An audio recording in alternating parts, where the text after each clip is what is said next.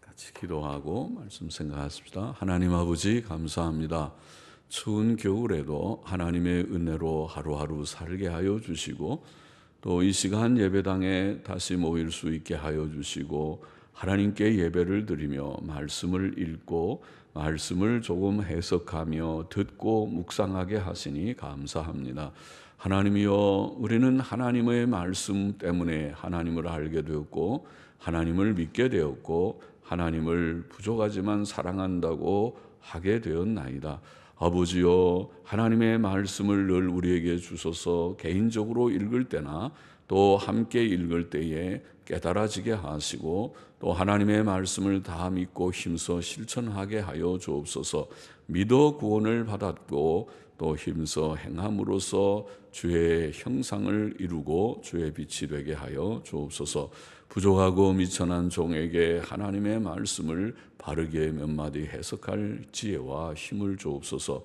예수님의 이름으로 기도하옵나이다. 아멘. 아멘. 자, 욥기 33장 말씀 좀 생각해 보십시다. 1절부터 다시 보십시다. 그런즉 욥이여, 내 말을 들으며 나의 모든 말에 귀를 기울이기를 원하노라. 내가 입을 여니 내 혀가 입에서 동하는구나. 내 말이 내 마음의 정직함을 나타내고 내 입술이 아는 바를 진실이 말하리라. 하나님의 신이 나를 지으셨고 전능자의 기운이 나를 살리시느니라. 네가 할 수 있거든 일어서서 내게 대답하고 내 앞에 진술하라. 나와 네가 하나님 앞에서 일반이니 나도 흙으로 지으심을 입었은즉 내 위엄으로는 너를 두렵게 하지 못하고 내 권세로는 너를 누르지 못하느니라. 자, 엘리후라고 하는 사람이 욥에게 지금 하는 말이죠. 욥에게 자기의 마음의 정직함을 나타내고 자기가 아는 바를 진실하게 말하겠다고 말합니다. 마음의 정직함, 또 자신이 아는 바를 진실하게 말하겠다. 자, 성도는 말을 할 때에 거짓말을 하지 말고 거짓을 버리고, 특별히 형제들 간에 교우들 간에 거짓말을 해서는 안 되고 그 모든 거짓을 버리고 항상 진실을 말하는 자가 되어야 하겠습니다. 우리에게 진실이 없다면 하나님의 교회가 아닐 것입니다. 진실은 하나님의 속성이고 거짓은 마귀의 속성이죠. 그래서 우리에게 진실이 없다면 우리는 하나님의 자녀가 아니고 마귀의 자녀에 가깝죠. 보통 문제가 아닙니다. 진실이라는 것은 정말 중요한 덕의 덕입니다. 그래서 언제나 정직한 말, 진실한 말을 해야 되겠습니다. 또 엘리후는 자신이 욥보다 나은 것처럼 높은 마음을 가지지 않았습니다. 나나 당신이나 다 하나님이 흙으로 지음을 받았기 때문에 내가 내 위엄으로, 엘리후가 어떤 사회적 지위에 있었는지 모르지만은 내 위엄으로 당신을 두렵게 하지 못하고 내 권세로 당신을 누르지 못한다. 그렇게 표현합니다. 그렇죠?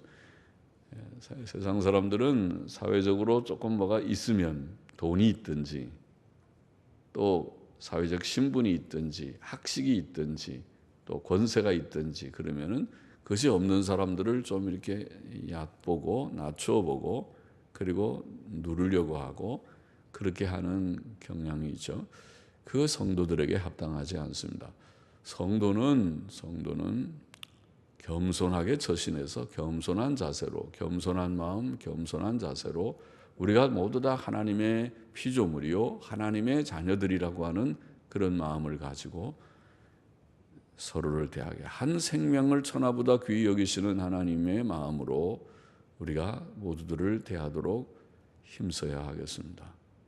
우리의 이 타고난 본성의 죄성 가운데 높은 마음, 높아지는 마음, 나는 너보다 많이 배웠어, 나는 너보다 가진 것이 더 있어, 나는 세상 같으면 너 같은 사람하고는 내가 같이 어울리지 않는다, 예, 그러겠죠. 세상에서는 그런 것들이 있겠죠. 세상에서는 유유상종을 하지만은 그러나 그는 세상 사람들 이 이익 관계로 서로 맺혀져 있는 세상 사람들의 그 가치관, 생활 방식이고 우리가 하나님을 일단 알고 예수님 믿고 구원받아서 한 형제 자매가 되는 하나님의 진리의 지식 가운데 들어오게 되면 그것들은 다 무의미합니다. 깨트려 버려야 할 옛 것입니다. 이제는 하나님은 우리가 사실 하나님 앞에서 별 대단한 사람이 아니죠. 죄인이고 지옥 가야 마땅한 자들을 하나님께서 사랑하셔서 구원해 주셨는데 1만 달란트 탕감받은 자와 같은 우리인데 우리가 우리 주위 사람들을 볼 때에 뭐 조그만 거 비교해 갖고 너는 나보다 못해 이런 거 너는 돈도 없다. 너는 배운 것도 없고 학력이 뭐가 있냐. 그러고 그렇게 하면 안 된다는 거죠. 하나님은 그런 걸 초월해서 한 영혼을 귀히 여기시는 것을 우리가 깨닫고 모두들을 우리가 귀히 여기는 마음을 가져야 되겠습니다. 겸비한 자세가 우리에게 필요합니다. 허풍이나 허세라고 하는 것은 성도에게 합당하지 않습니다. 하나님께서 기뻐하지 않습니다. 그 자체가 교만입니다. 우리가 그런 것들을 다 버리고 돈을 많이 가진 사람도 별로 가진 척 하지 말고 많이 배운 사람도 배운 척 하지 말고 그 다음에 사회적인 신분이 높은 사람도 교회 안에서는 그거 너무 그런 거를 내세우지 말고 오히려 사회적으로 훌륭한 분들이 교회에서 모든 사람들의 발을 씻기듯이 섬기는 자가 모습이 그것이 성도다운 모습이고 많이 배운 사람들이 못 배운 사람들을 도와주려고 하는 것이 그것이 사랑이고 그렇죠. 또 많이 가진 사람이 가진 거 너무 티내서 못 가진 사람들을 위축시키지 말고 가진 티를 가급적이면 내지 말고 또 어려움 당한 사람이 있으면 보이지 않게 그들을 좀 늘 돌보아서 선을 베풀고 이것이 성도다운 이것이 하나님께서 기뻐하시는 삶이라고 믿습니다.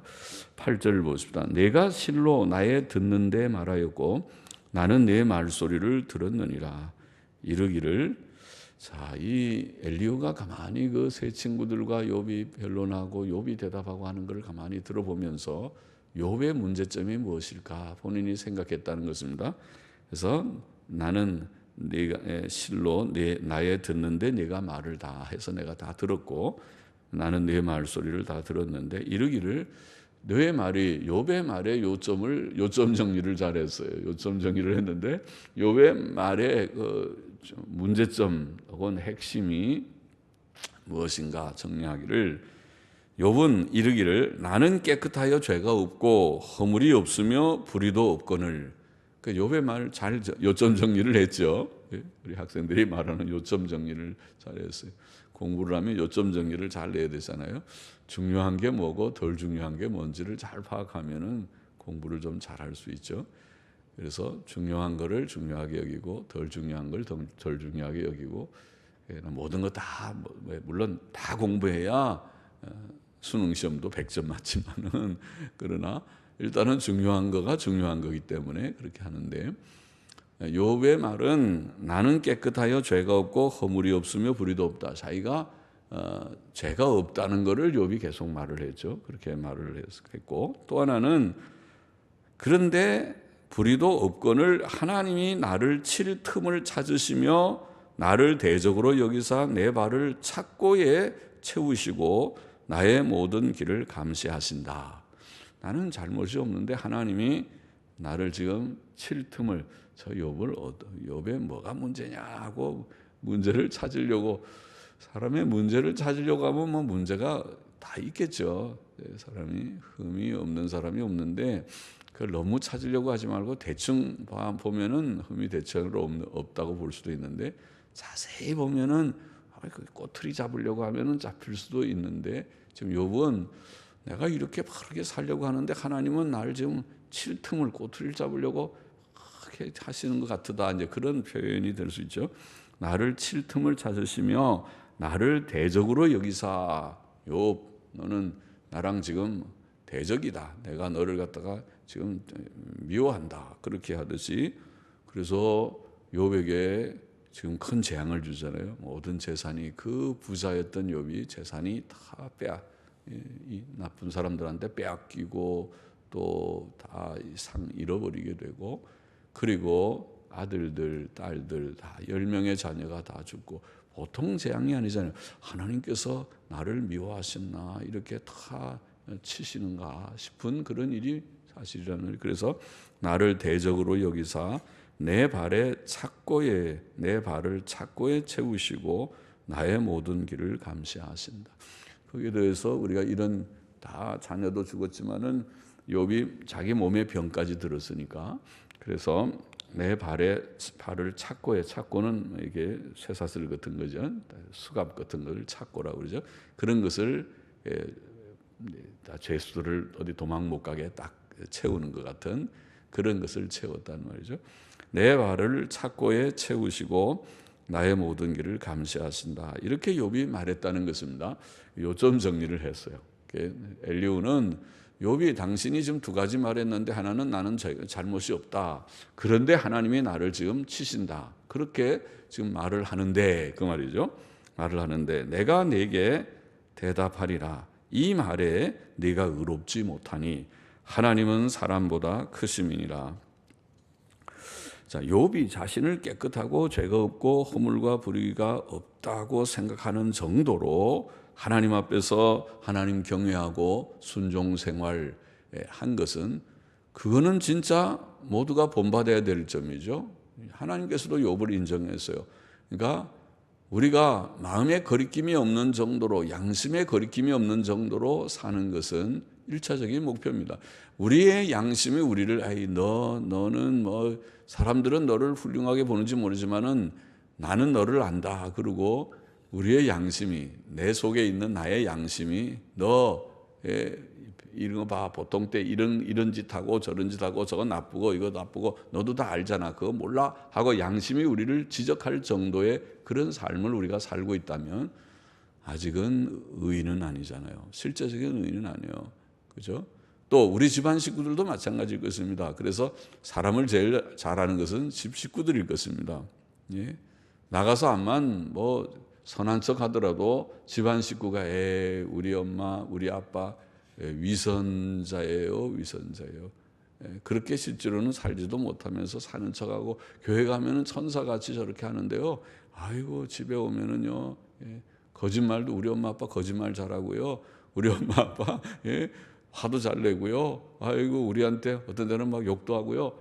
그렇게 놓으면은 그게 무슨 성도입니까? 그것이 그렇잖아요. 하나님 앞에서 그러면 의인은 아니잖아요. 그것이. 근데 그런 위선자들이 되어서는 안 되죠. 교회 안에 그런 위선자들도 들어 있으리라고 봅니다. 많이 있을지도 모르겠어요. 교회가 타락하면 오늘날 교회가 부패되고 해이해지면 그런 위선적인 신자들 제가 그런 얘기 들었어요. 어떤 사람이 너 예수님 꼭 믿어라. 자녀한테 얘는 믿어라. 믿으면 지옥 간다. 꼭 믿어라. 그러니까 교회 다니는 사람 아무개 교회 그 유명한 무슨 교회 목사님 보니까 이렇고 저렇고 이제 소위 말해서 그런 비리나 좀 그런 소위 사회 문제되는 말들을 하면서 비난하는 말을 이제 했다는 말을 제가 들었는데 그러겠죠. 보통 믿음이 없는 사람들을 볼 때는 교회에 그런 잘못된 점들이 보일 수도 있죠. 그것이 잘못된 점이라면 잘못이겠죠. 그게 나는 생각이 조금 다르지만은 예를 들면은 이제 저는 이제 목사가 아들이 후임이 없으니까 괜찮지만은 아들이 그 아버지가 목회하던 교회에 후임이 되면 그게 목회 세습이냐 할 때 글쎄 나는 생각이 좀 다른데 그거는 아들도 훌륭한 아들 나름이지 자격이 없는 아들을 억지로 갖다 시키는 것은 그건 옳지 않지만은 진짜 아버지의 생각을 가장 잘 이해하고 아버지 밑에서 가장 잘 훈련을 받고 믿음이 있어서 그 어떤 아이들보다도 집에서 어릴 때부터 신앙교육을 잘 받고 신학 공부 잘해서 훌륭한 목사가 됐다면 그보다 더 좋은 후임이 없을 테인데 그걸 왜 못하게 그렇게 법으로 막아야만 되는가. 아들은 반드시 안 된다는 건 성경 어디에 있는가? 아들을 무조건 시키는 것도 문제지만 아들을 무조건 안 시켜야 된다는 것도 나로서는 잘 이해가 안 된다. 나는 내가 아들이 없으니까 그런 말 하지. 아들이 있으면 아이고 저 목사 자기 아들 시키고 싶어 갖고 저런 말 한다 또 그렇게 비난하겠죠. 그러나 외국에서는 자녀들이 부모를 이어서 목회하는 것들도 많이 있다는 얘기를 제가 들었습니다. 그러니까 그것이 그 이상한 꼭 일인가? 그걸 왜 나쁘게만 꼭 봐야 하는가? 모든 것을 물론 무리하게 그분이 아들을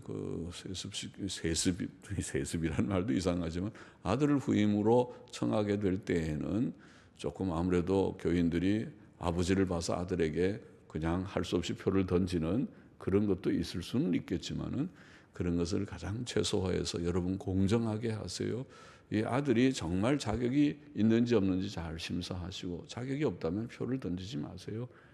제 아들이라고 던지지 말고 이 아들이 다른 어떤 후임자보다도 괜찮다고 하면 표를 던져서 아들이 되면 제 생각에는 이 아들이 좋은 후임자라고 생각합니다. 그쯤 생각을 하고 교인들의 뜻에 다 맡겨놓으면 될 수 있지 않겠는가. 그것이 꼭 세습이라는 건 저 이북의 세습은 그런 게 아니잖아요.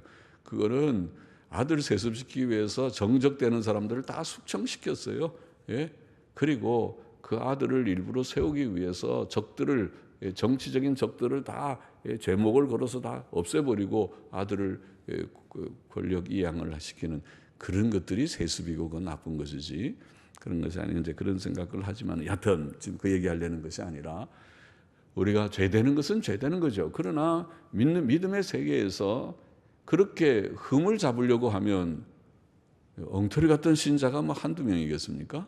가룟 유다도 있고 또 베드로 같은 제자도 주님 3번 부인했으니까 에휴 기독교는 엉망진창이야 저봐 수제자가 3번 부인하는 거 봐. 그것만 가지고 비난하려면 비난할 수 있겠죠. 그러나 또 진실이 주를 믿고 주의 뜻대로 사는 자들 또 인간은 다 연약해서 어떤 성자라 하더라도 일순간에 범죄할 수 있다는 것을 우리가 깊이 깨닫는다면 이해 못할 것도 없을 것입니다. 사람은 다 연약해서 죄를 지을 수 있는 거야. 그 죄는 나쁘지만은 그러나 진실한 신자도 많고 또 그가 죄를 지으면 누구든지 죄를 지을 수 있는데 철저히 회개하고 돌아오면 주께서 또 용서하시고 받으시는 것일 거야. 이렇게 이해할 수 있는 점도 있을 것입니다. 그래서 여하튼 우리가 거리낌이 없이 살아야 된다는 것은 하나님의 진리입니다. 고린도전서 4장 4절에 보면 사도 바울은 그랬죠. 내가 자책할 아무것도 깨닫지 못한다. 그것이 좋은 삶의 본입니다. 스스로 자기 가족이 우리를 지적해서 아유 우리 엄마 아빠는 내가 우리 엄마 아빠 봐갖고는 나는 예수 믿을 마음이 없어요. 이렇게 되면은 복음 전도의 방해거리가 되는 것입니다. 나의 행동으로 말미암아서 내가 하나님을 잘 모르지만 우리 엄마 아빠의 거룩한 삶, 선한 삶을 보면 나도 교회를 다니긴 다녀야겠어요. 이렇게 좀 돼야 되겠다는 거죠. 그러니까 가족이 인정해야 되고 또 가까이 있는 사람들 그래서 우리가 여론도 중요한 거예요. 사람들이 교회 우리 장로교회가 교인들의 투표를 이렇게 하는 것도 그것이 막 정치적으로 누구 찍지 마 그런 정치를 못하게 했어요. 그런 선거운동을 못하게 헌법이 말했는데 그렇게 하지 말고 모두들이 다 고요히 기도하면서 저분이 참 하나님의 합당한 자인지 아닌지를 분별하고 그렇게 해서 우리가 인정을 하는 그것은 귀한 것이죠. 사람이 잘 알아요. 목사는 어떤 데는 잘 모여요. 목사는 우리 교회에 이렇게 목회를 지금 하면서 보면은 어떤 데는 목사 앞에서 참 착한 것 같고 막 그러는데 나중에 보면은 다른 사람한테서는 자꾸 이상한 말들이 들려요. 저 사람 이렇고 뭐 어쩌고 그런 말들이 그래서 그럴 리가 그 사람 참 좋은 사람 같은데 그랬는데 세월이 좀 지나놓고 보면은 그 사람 문제가 좀 있을 것 같다. 그렇게 여기는 경우가 간혹 있거든요. 그걸 보면은 그게 이게 참 사람의 여론이라고 할지 사람들이 인정하는, 그러니까 사람들이 그 사람을 평가하는 것은 일반적인 생활에서 하는 거잖아요. 목사는 목사 앞에서만 착한 척하고 아주 위하는 척하고 그렇게 하면은 목사는 그밖에 모르잖아요. 그러나 그 사람은 다른 사람들과 인간관계 속에서 다 생활하면서 말하고 행동하고 하니까 다 모두들이 다 알아요. 그 사람은 어떤 사람이라는 걸 대충 아는, 그것도 굉장히 중요하다는, 그것이 어떻게 보면 그 사람의 평가예요, 사실은. 그러니까 사람들이 그 사람 좋지 않다 그러면 아마 좋지 않은 사람일 가능성이 많고, 사람들이 그 사람 좋은 사람이라면 그 사람 좋은 사람일 가능성이 많아요. 사람들의 평판이라는 것이, 그것이 무시할 수 없는 어떤 일일 것이라고 봅니다. 그런데 여하튼 여기에 욥이 자기는 문제가 없다, 깨끗하다 그렇게 말하는 그런 것은, 그것은 귀한 일입니다. 그거를 정죄할 수 없습니다. 그것은 우리가 본받아야 될 일입니다. 우리도 마음에 거리낌 없이 살아야 됩니다. 그러나 욥의 문제는, 지금 엘리후가 지적하는 대로 욥의 문제는 내가 거리낌 없이 산다고 해서 하나님을 비난하는, 나는 잘못 없는데 왜 하나님 나한테 이런 고난을 주십니까? 나한테 왜 이런 질병을 주십니까? 내게 왜 이런 경제적인 어려움을 주십니까? 우리 자녀들이 왜 복을 받아서 다른 사람들은 다 성공도 하고 잘 되는 것 같은데 왜 우리 자녀들에게는 이런 힘든 일을 주십니까? 하나님을 비난하고 하나님 앞에 대항하는 것이 잘못이라는 것입니다. 잘못이라는. 그게 지금 엘리후가 말하려고 하는 것입니다. 왜 그것을 말합니까? 엘리후는 이 말에, 지금 욥이 말하는 자기는 깨끗한데 하나님이 자기를 칠 틈을 찾고 대적으로 여기고 발에 착고를 채우고 감시를 하고, 이 말에 네가 의롭지 못하니 왜? 하나님은 사람보다 크심이니라. 하나님이 하신 일을 네가 어떻게 아느냐는 것입니다. 하나님하고 너하고 똑같은 동급으로 아느냐. 하나님의 깊으시고 높으시고 하나님의 그 깊은 뜻을 네가 도대체 어떻게 알길래. 그렇죠. 우리도 욥기 읽어보면 욥기는 다 설명을 하고 있으니까, 하나님이 사탄에게 허락을 해갖고 사탄이 욥을 지금 이렇게 막 시험을 하고 하나님이 지금 다 허락을 해서 하나님의 뜻 가운데 욥에게 이런 시련을 주고, 그래서 결과적으로 욥이 더 영적으로 성장하게 하시는 하나님의 깊으신 뜻 가운데 있다는 걸 우리는 알고 있지만은 욥은 지금 그걸 모르잖아요.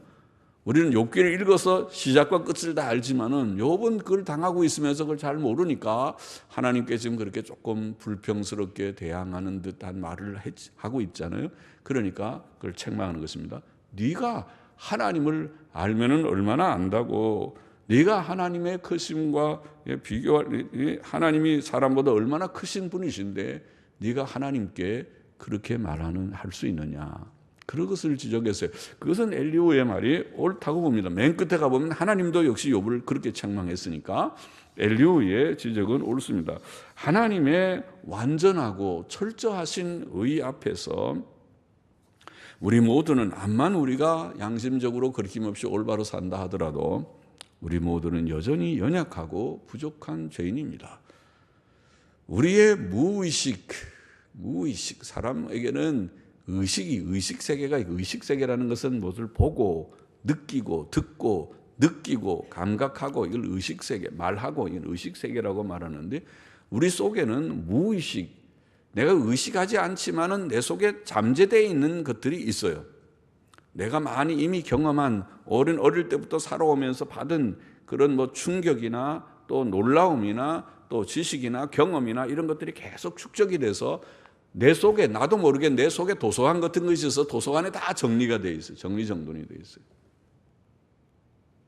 그것이 잠재의식, 무의식입니다. 그래서 어느 날 나도 모르게 그것이 튀어나와요.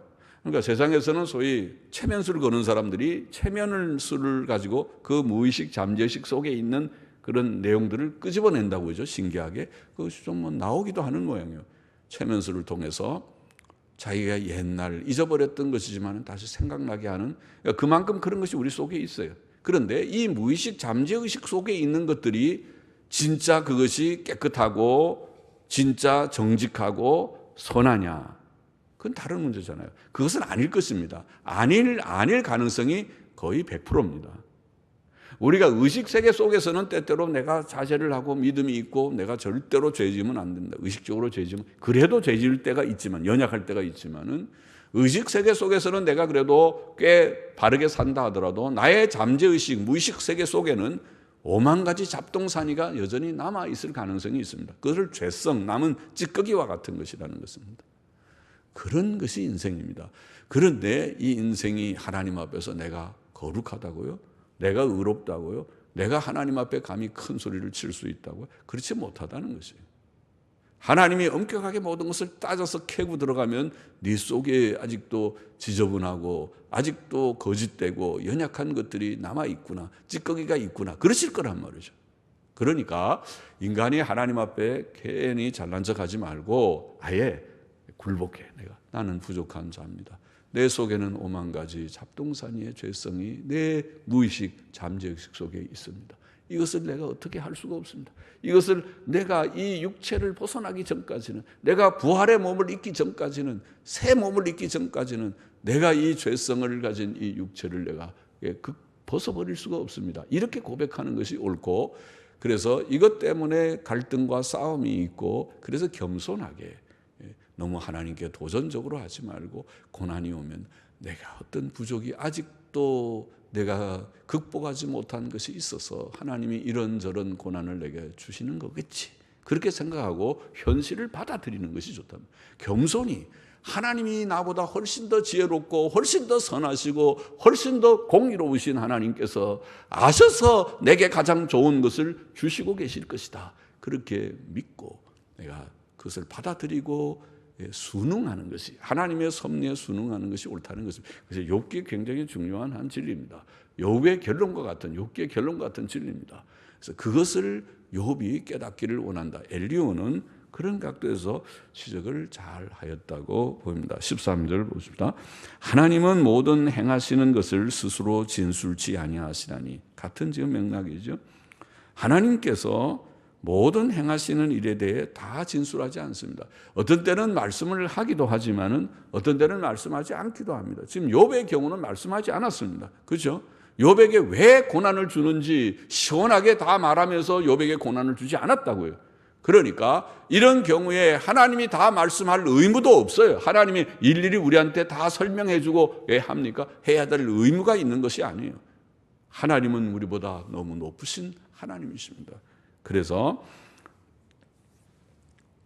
그렇기 때문에 우리가 그것을 다 이해하지 못한다고 하더라도 하나님과 변쟁하면 안 된다는 거예요. 네가 하나님과 변쟁은 뭐예요? 변론하고 쟁론하는 거죠. 하나님과 다투듯이 하나님 왜 이렇습니까? 이건 왜 이래요? 이러면 됩니까? 마치 뭐 친구랑 변론하듯이 그런 친구들이랑 해요. 사람들이랑 하고 그렇게 하지, 하나님 앞에 감히 우리가 그렇게 하는 것은 어떻게 보면 무례하고 옳지 않은 태도라는 거예요. 그래서 하나님과 그런 변쟁을 하지 말아야 된다. 사람은 무관히 여겨도 하나님은 한 번 말씀하시고 다시 말씀하시되, 하나님은 한 번 말씀하시고 다시 말씀하시나 사람은 알지 못하도다. 영어 성경들은 그렇게 번역했어요. 그것이 맞을 것 같은데, 사람은 알지 못한다. 하나님이 말씀을 하시지만은 사람은 알지 못한다, 그런 뜻이라고 봅니다. 사람이 침상에서 졸며 깊이 잠들 때에나 꿈에나 밤의 이상 중에 사람의 귀를 여시고 인치듯 교훈하시나니 이는 사람으로 그 꾀를 버리게 하려 하심이며 사람에게 교만을 막으려 하심이라. 그는 사람의 혼으로 구덩이에 빠지지 않게 하시며 그 생명으로 칼에 멸망치 않게 하시느니라. 하나님께서는 우리에게 모든 것을 다 하나님이 말씀하시지 않고 어떤 때는 고난도 우리에게 오는 것이 사실이지만은, 그러나 우리가 기억할 것은 그 고난이 매우 제한적이라는 것도 기억해야 되겠습니다. 하나님의 본심은, 성경이 계시하고 있는 하나님의 본심은 고난이 아니고 평안이다. 예레미야 애가 3장 33절에 그랬죠. 주께서 인생으로 고생하며 근심하게 하심이 본심이 아니시로다, 그러죠. 사람이 죄 때문에 이런저런 고생을 많이 하는 일들은 많지만은, 그래서 전체적으로 보면 이 세상이 고통이 많은 고해와 같은 세상인 것은 죄의 결과예요. 죄 때문에 오는 것이지만은, 그러나 하나님께서 우리에게 죄도 없는데, 잘못이 없는데, 아이고 너는 고생이나 해라, 나는 네가 고생당하는 걸 참 보는 게 통쾌하다. 하나님이 진짜 인격 결함자가 돼가지고 성격 결함자, 아주 괴상한 그런 사람 분이 되셔가지고 사람이 고난 받는 것으로 통쾌하게 여기는 그런 하나님은 아니시잖아요. 하나님께서는 오히려 우리에게 평강 주시기를 원하시는 하나님이다. 그렇게 되어 있고, 시편 30편 5절도 우리가 잘 아는 요절이죠. 그 노염은 잠깐이요. 하나님이 노하시는 것도 있지만 잠깐이요.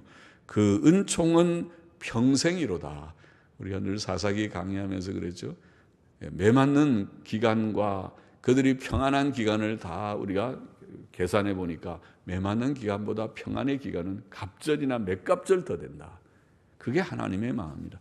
잘못하면 매도 때리지만 우리의 자녀들을 다루는 게 똑같아요. 자녀에게 잘해주는 시간하고 매 때리는 시간을 계산해 보면 매는 잠깐이지, 매를 시큼 오래 때리고 잘해주는 건 조금 해주는 부모가 어디 있어요. 부모가 먹여주고 입혀주고 빨래해주고 청소해주고 학비도 해주고 옷 사주고 필요한 거 다 하고, 그러다 잘못할 때 일로 와 너. 잘못하면 대 안 때리는데, 그러나 자녀는 매 때리는 그것만 생각하고 우리 아빠 우리 엄마는 나쁜 엄마야. 나한테 매도 때렸어. 매도 때리지. 그러나 매 때린 거 말고 잘해준 거는 얼마나 많은데 시간이. 하나님이 그렇다는 거예요. 진짜 좋은 엄마 아빠는 그렇잖아요. 하나님이 꼭 그와 같으다.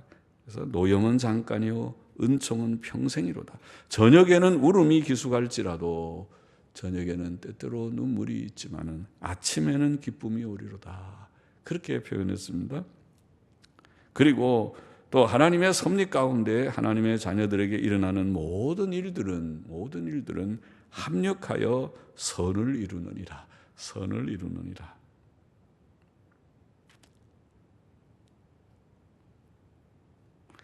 합력하여 선을 이루느니라. 우리가 요새 장례도 있고 다 소식 들어서 알지만은 그럴 텐데, 제가 생각을 하면서 몇 살까지 사는 게 제일 행복이냐? 우리 집사람하고 얘기하면서 80쯤 사는 게 제일 행복 같으다. 80 넘어가면, 요새는 옛날 같으면은 뭐예요? 한 70만 넘어가도 한 60만 돼도 며느리 봐가지고 예 며느라 이리 오너라 그러면 이리 오고, 저거 하거라 저거 하고 완전히 종처럼 부렸어요. 딱 앉아가지고. 그런데 요새는 그게 아니라 결혼을 시켜도 다 분가시켜버리고 80 노인이 부엌에 가서 밥하고 설거지하고 청소하고 빨래하고 다 해야 돼요. 지금 우리 90 노인이 아들이 좀 몸이 불편해가지고 하고 있어요. 박연희 할머니 그렇죠. 90이 넘은 노인이 집에서 살림하고 계셔요. 아들이 팔이 좀 약간 반신불수를 못 쓰기 때문에 딸은 돈 번다고 하루 종일 나가서 일해야 또 돈을 벌고. 그래서 저 할머니가 천국 가셔야 되는데 가면 그 아들을 저 어떻게 하나. 아들은 장애인 시설에 보내야지 되고,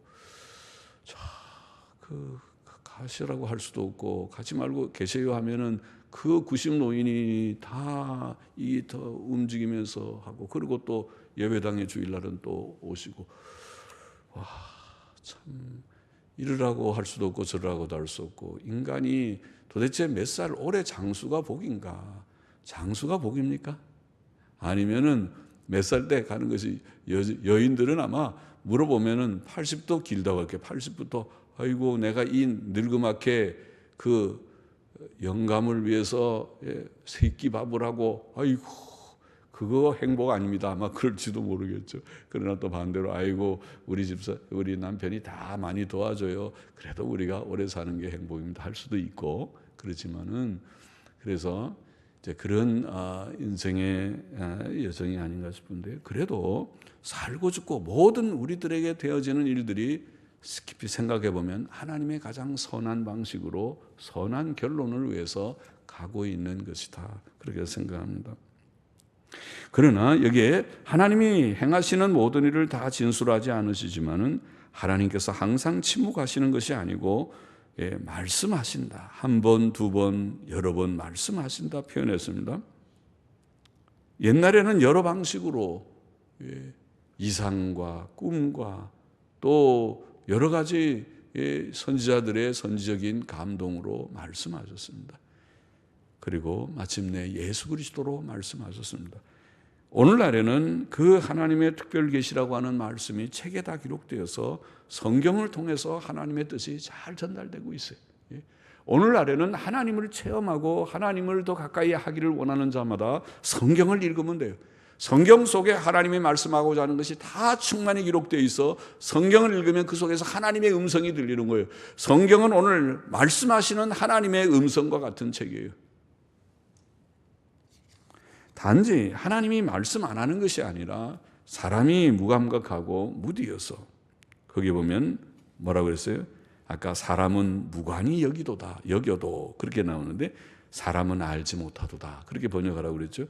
하나님은 한 번 말씀하시고 다시 말씀하시되 사람은 알지 못하도다. 하나님이 말씀하지만은, 하나님께서 지금도 말씀하지만은, 이 부족한 목사를 통해 말씀하시지만은, 하나님이 성경을 통해서 말씀하시고 설교를 통해서 말씀하시지만은 사람은 무관하도다. 무심하고 무관심하고 무감각해서 하나님의 음성을 듣지 못하고 판단이나 하고 앉았어.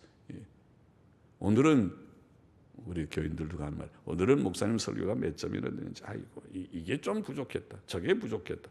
여보세요, 지금 그렇게 하면은 당신에게 복이 안 돼요. 설교는 그렇게 듣는 게 아니고 하나님의 음성이 오늘 그를 통해서 내게 무엇이라고 전하는지 한 가지라도 들어보고 배워보고 붙들어 보려고, 하나라도 건져서 가려고 그렇게 하는 것이 설교를 듣는 다른 태도일 것입니다. 그렇죠? 그래서 말씀을, 하나님의 음성을 들으려고 하는 관심이 있어야 되고 감각이 있어야 되겠습니다. 그래서 하나님께서 말씀을 하시고 사람의 귀를 인치듯이 확실하게 교훈하신다.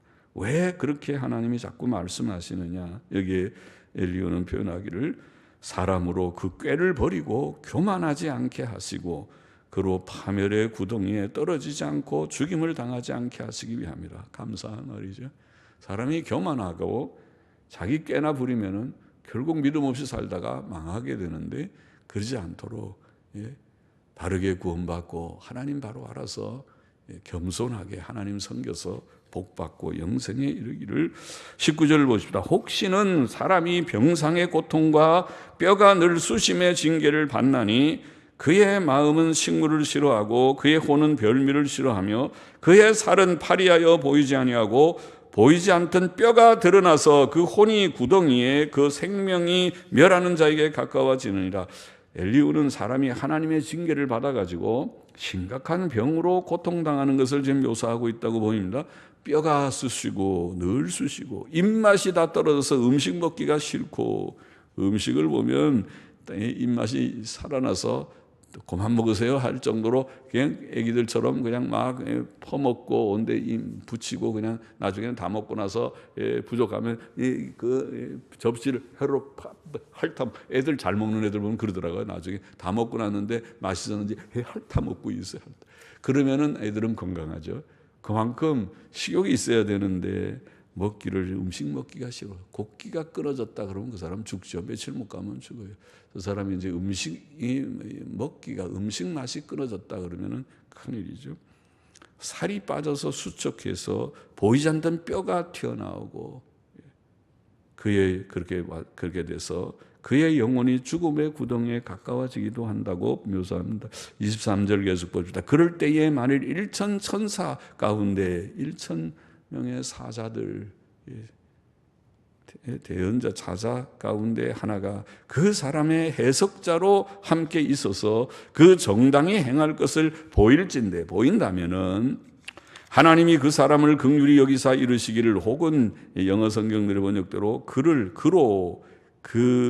긍휼히 여겨 말하게 하기를, 하나님이 아니고 그 해석자를 가리키는 말 같아서 그것이 옳은 번역 같은데, 말하게 하기를 그를 건져서 구덩이에 내려가지 않게 하라. 내가 대속물을 얻었다 하시리라고는 하게 하라.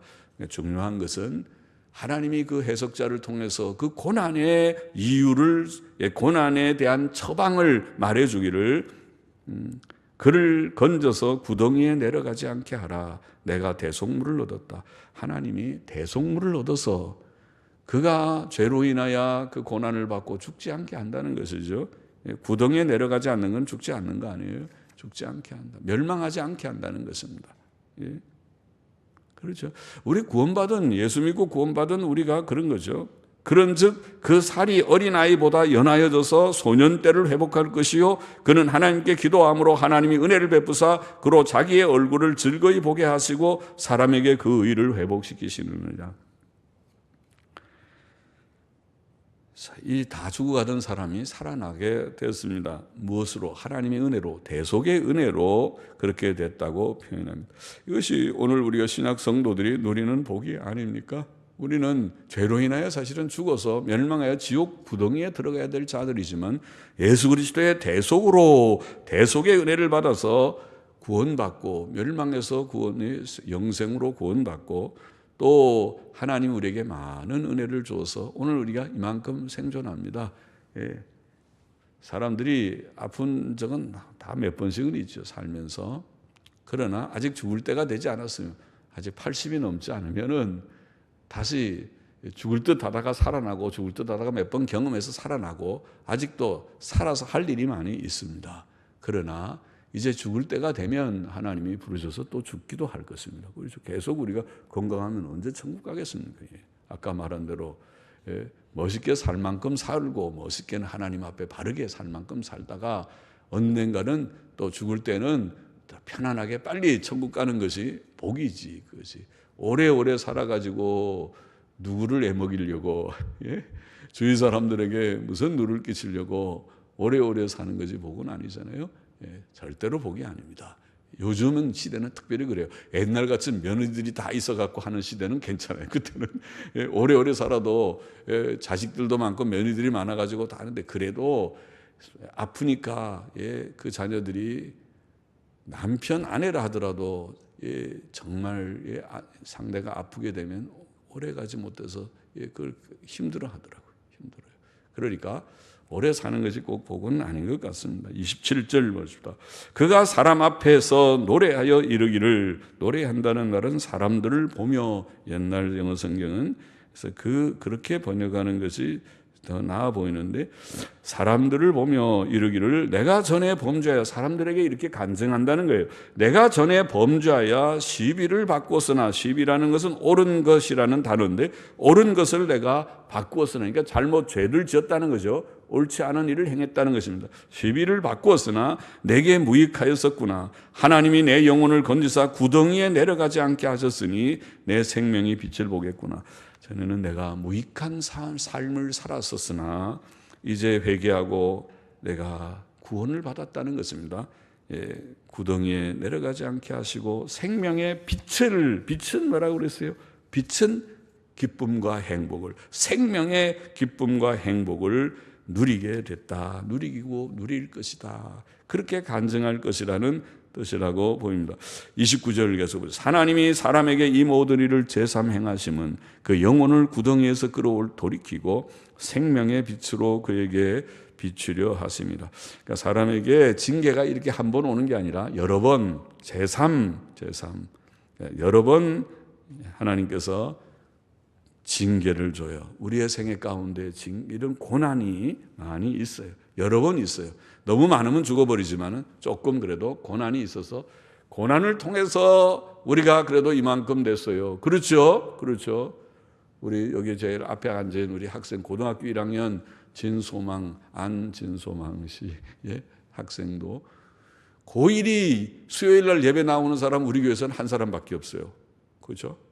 세상에 고1이 그렇잖아요. 여러분들 고1 있는 자녀들 있는 나와요, 전부 다. 어림도 없지, 어림도 없어요. 그러니까 이거 참 큰 복을 받았다. 우리 진서망이는 소망 씨는 이제 또 가슴에 아픈 그런 일들도 들어 있겠지만 많이 있겠죠. 그러나 그 아픔이 돌이켜 생각해 보면 오늘 여기 앉아 있는 그런 복이 됐다고 생각하면 감사해요, 안 감사해요? 감사하시길 바랍니다.